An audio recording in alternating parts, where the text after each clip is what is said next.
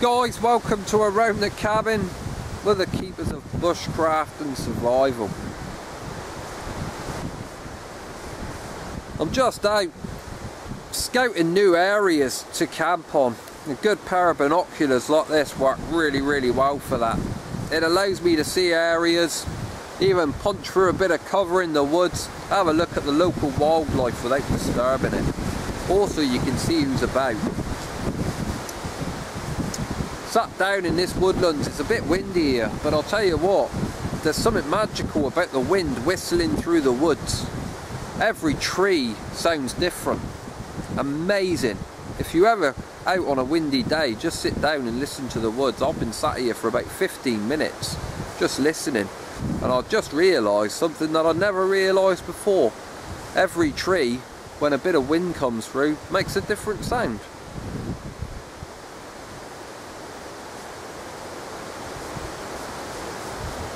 You know, I want to talk about finding locations.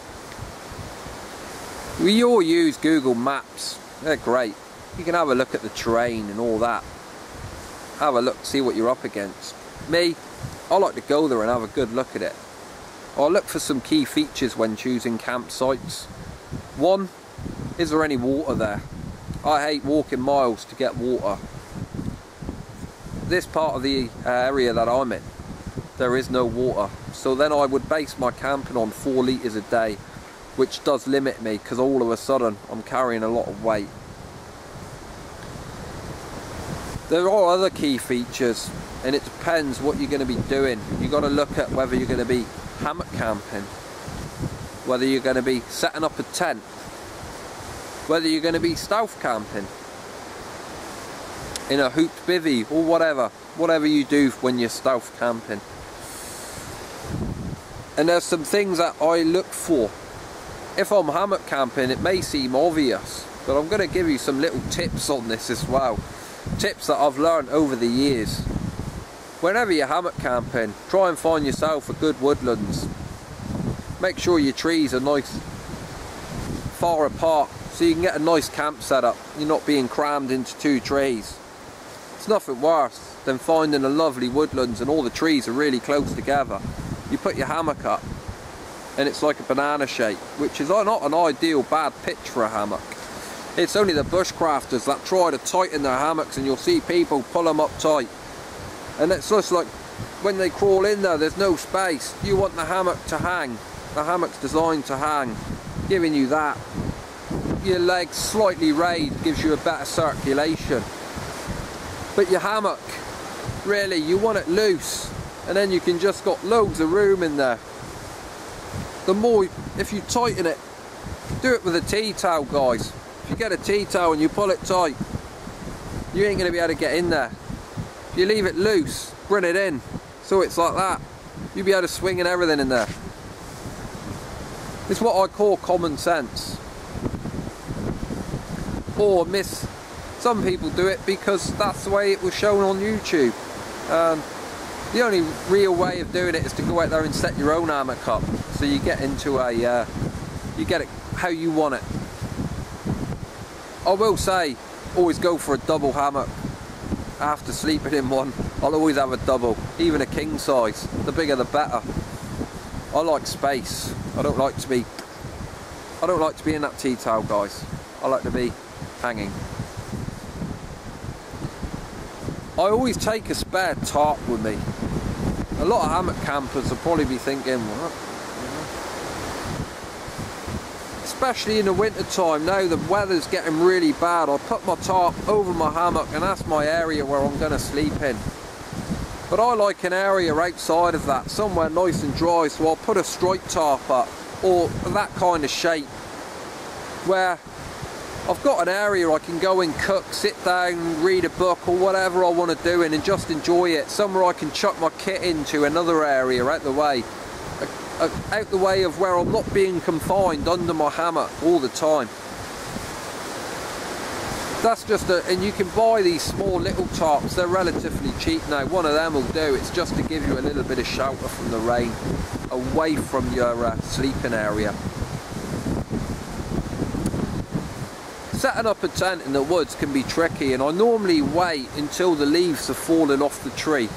And that way I can build up about 2 foot of leaves, or a good foot of leaves, put a footprint down, put my tent onto it, and then it's like jumping into an airbed. The tent's great then, you can roll around and do stuff, feels fantastic. Ground like this, really hard ground, a tent can be a problem. And for obvious reasons, you don't want to be pitching your tent even on a slope, because you'll wake up in the morning and you'll be down that end of the tent. And there's nothing worse than waking up in the night in the tent and you're clinging on for dear life, trying to keep yourself up there. We've probably all done it. You know, I'm guilty for it, I've done it. I set my tent up and it was only a slight incline, and I got in there, and in the night I could feel myself sliding down, so then I'd move myself back up again, then I'd go back down, and then I'm back up again, and you really don't want to be doing that all night. It's good exercise for you, I've got to say that, if you're trying to move up and down all night in your tent, but you don't get much sleep. Try and find good flat ground for it. And these may seem obvious points that I'm pointing out to people, but I've seen some real bad mistakes made, and a very good friend of mine who I went camping with a few years ago, his tent actually blew away in the night. He got out to make himself a cup of tea, and when he got back his tent was going across the field. I thought that was highly funny, but actually then I realised that he'd made a fatal mistake, and he didn't use all the pegs that was provided for the tent, and he thought he'd get away with just using 4 or 5, and that was enough. But when the wind whipped up, it soon whipped his tent away, and especially because the ground was soft. He did learn by that mistake, guys, because the next time we went camping I suddenly realised that he bought 6 breeze blocks with him to use to pin his tent down.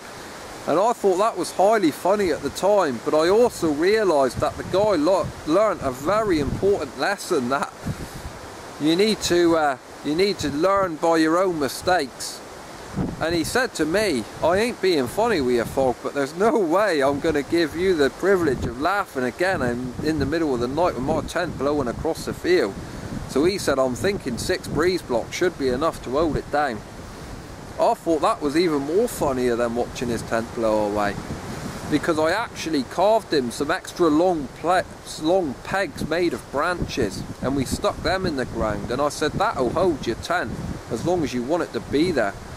Just because them pegs come with that tent doesn't mean you have to use them. I often prefer to carve my own, so I've got long, especially in soft ground, nice long pegs, and I'll whack them in as hard as I can to keep that bad boy fixed to the ground.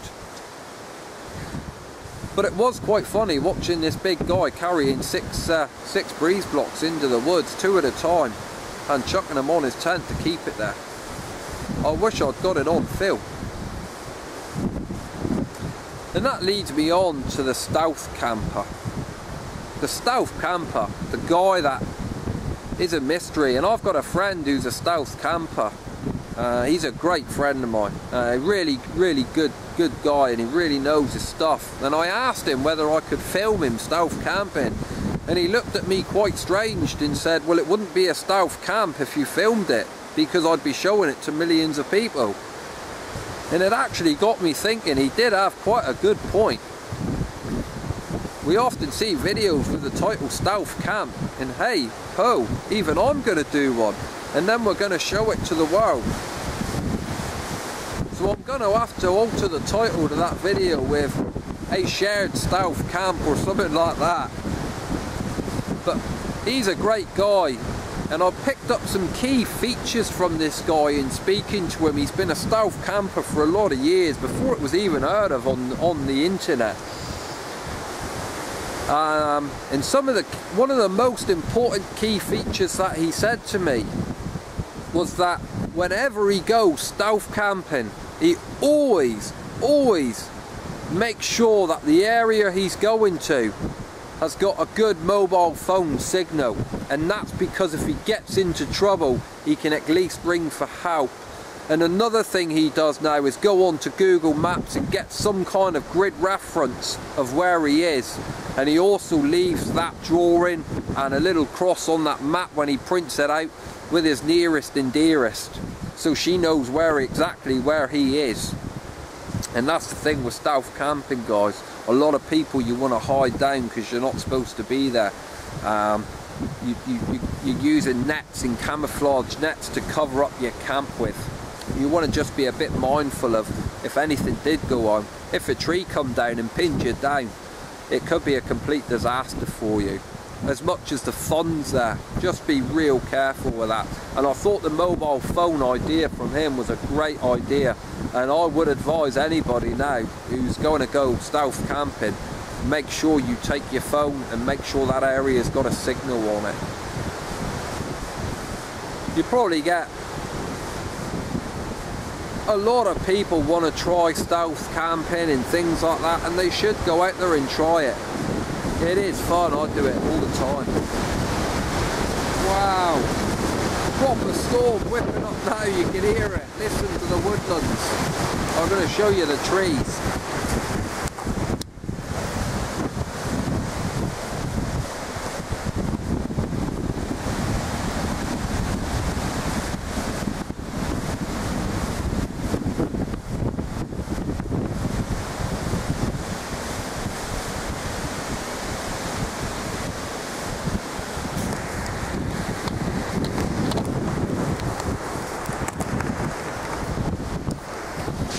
Wow, the whole woodland's just bent over like that.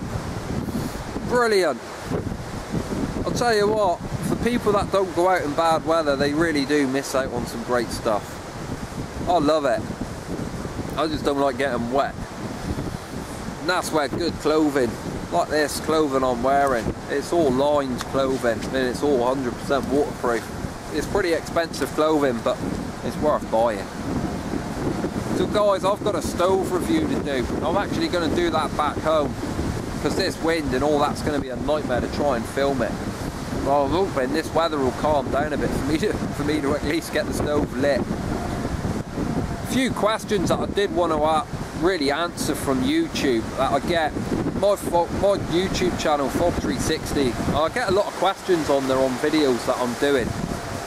Well, I get a lot of questions and I want to help people out as much as I can. One of the questions that I get is, I'm a prepper and I'm really good at it, however I'm not sure about my outdoor living skills. And that question is so easy to answer for you. It's go out there and do it for yourself, and go out there with a mind that you are camping and learn by your mistakes. And that's what you need to do. The more you spend out in the field, the better you get, the more you see. Your eyes adapt to it. Guys that are out in the woodlands all the time see a lot more than somebody who would be from the city. They wouldn't see what we see. The more time you spend out, you realise that some of your clothing that you bought from the shop and all that, which was good clothing and you spent hundreds of pounds, is actually no good. Your jacket leaks, your trousers leak, things like that, and only you can figure that out for yourself. We can't teach you that on a video. Here we go again. I've got to try and film this woods.